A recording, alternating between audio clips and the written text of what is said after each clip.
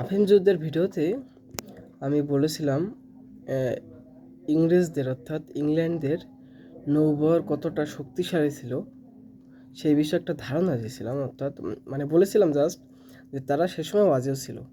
আজ তার একটা প্রমাণ দেখাবো, অর্থাৎ ছোট্ট একটা ট্রেলার দেখাবো, ঠিক আছে? তো প্রস্তুত থাকুন। আপনারা যদি আমার কম্পিউটারের দিকে একটু নজর দেন তো একটা জিনিস দেখতে পাচ্ছেন এখানে কি লেখা, কেপ ট্রাফালগার। জিব্রাল্টার প্রণালীর এখানে আছে কি, কেপ ট্রাফালগার। এটা বলার একটা কারণ আছে, সেটা আমি বলছি পরে।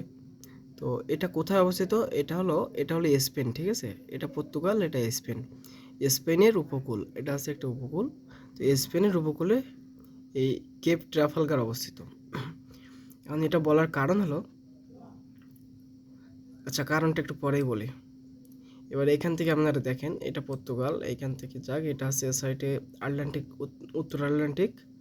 আর এইখানে দেখেন, এইখানে হচ্ছে এটা হচ্ছে ইংল্যান্ড, ঠিক আছে? এই যে এইটা হচ্ছে ইংল্যান্ড, গ্রেট ব্রিটেন আর কি, এই তিনটে জায়গা মিলে গ্রেট ব্রিটেন। ইংল্যান্ডের ইউনাইটেড কিংডম, এটা হচ্ছে আয়ারল্যান্ড। এটা হচ্ছে আয়ারল্যান্ডের ডাবলিন শহর, বিখ্যাত ডাবলিন শহর। হ্যাঁ, তো এটা দেখানোর কারণ হলো একটা ছোট্ট একটা ইতিহাস বলি, একটা যুদ্ধের কথা। এই যুদ্ধটা হলো ইতিহাসে ট্রাফালগার যুদ্ধ নামে পরিচিত, ঠিক আছে? 1805 সালে এই যে স্পেনের উপকূল দেখালাম, ট্রাফালগার ওই এই যে ট্রাফালগার 1805 সালে এই যে ট্রাফালগারে একটা যুদ্ধ হয়। কাদের সাথে? ইংরেজদের সাথে এবং ফ্রান্স ও স্পেনের মিলিত শক্তির সাথে, ঠিক আছে?